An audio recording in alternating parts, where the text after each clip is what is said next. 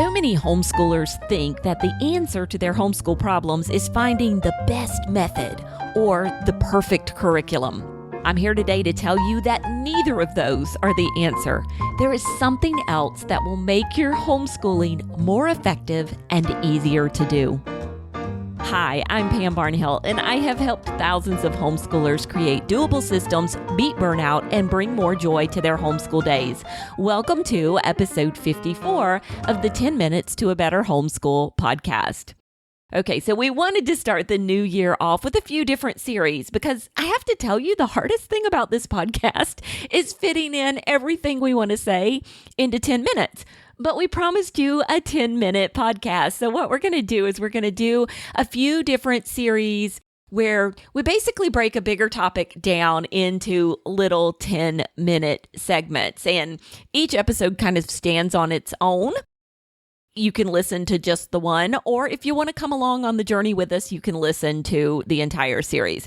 So our first 3-part series is all about some of the ways you might be sabotaging your own homeschool. Yep, believe it or not, we can do that. And the truth is, a good homeschool doesn't come from choosing the perfect curriculum or using any one specific homeschool method. Oh, if only it could be that easy.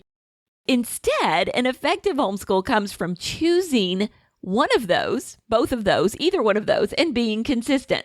Choose the curriculum you think that will work for your family. Make your best choice about what method you most align with. Or better yet, ditch the methods altogether and write your own educational vision instead. But that's another podcast.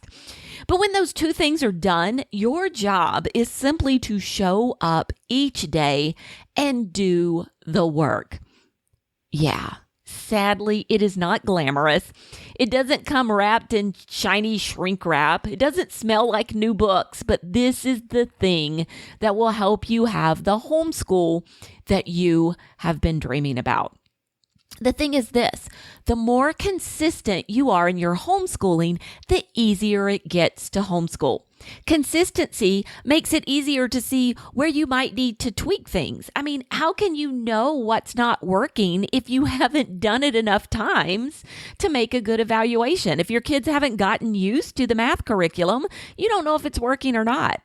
And more importantly, consistency teaches your kids what to expect. When they know that they are going to get up and do school each day, they simply start doing it with much less pushback.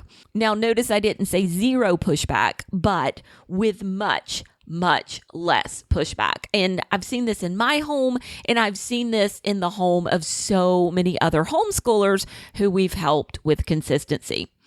Consistency is difficult, though. It's one of the hardest things that you're going to do in your homeschool until you get into the rhythm of it. And honestly, you're probably doing some things that might be sabotaging your efforts to be consistent.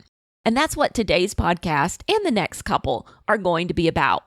Discovering those places where we're hurting ourselves and seeing if we can make some adjustments to increase the ease in which we homeschool. That's what we're after. So let's talk about why some moms, I did this in the past. This was something I really struggled with. And maybe even you too struggle with being consistent in homeschooling. And the answer might surprise you. The reason is not because these moms are lazy or they don't care if their kids are educated. I find that the number one reason that moms struggle with consistency is because of perfectionism. Yep, I said it. It's actually that they are perfectionists and not anything else. So imagine this. It's 11 o'clock and you look up from what you're doing. It's 11 a.m. And maybe you were paying some bills or you were cleaning out a closet. You really didn't mean to start either project, but you just got sucked into it because your kids were playing so well together and being quiet. Or maybe you're scrolling social media and time just got away from you. I've been in both places.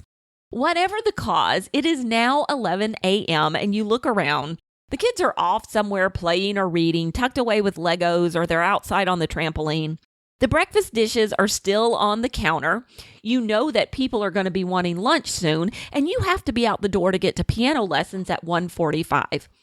There is no way that you will be able to clean up, fix lunch, and get your entire school day in and still have people dressed with shoes on and buckled in and ready to leave in time to get to piano. It just won't happen.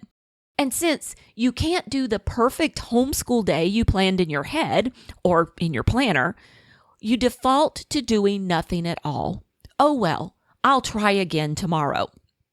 And tomorrow might be a good day, but these distracted days, let's call them, and some of these distractions are very valid and important distractions, they pop up more than you would like to admit. And before you know it, your homeschool attendance tracking sheet starts to look more like Morse code than solid blocks of getting days done. And your homeschool suffers because of it.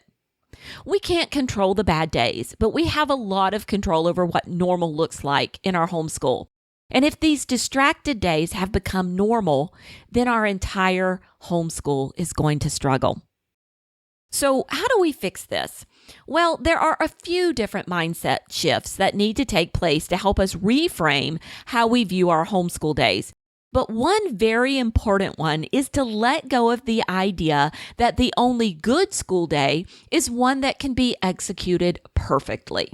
That kind of thinking is going to derail your homeschool often and keep you from getting the consistency you desire and the consistency that's going to change the entire attitude of your homeschool. Your attitude, your kids' attitude, the atmosphere of everything that's going on in your home. You must let go of the perfectionist thinking in order to make consistent progress. Starting January 31st, we're going to be journeying together in our Elevate Your Homeschool coaching program to make the mindset shifts needed to fix your consistency problems for good. You're going to learn the tools that you can use to stop the perfectionism in its tracks and get the coaching and accountability you need to be consistent, get your kids on board, and bring ease to your homeschool days. We'll have live coaching weekly for 6 weeks, daily accountability text, weekly check-ins, and a private podcast feed so you can listen on the go. And a proven solution to your consistency issues. We have helped over 1,000 moms get more consistent in their homeschool. Find out more at pambarnhill.com/elevate.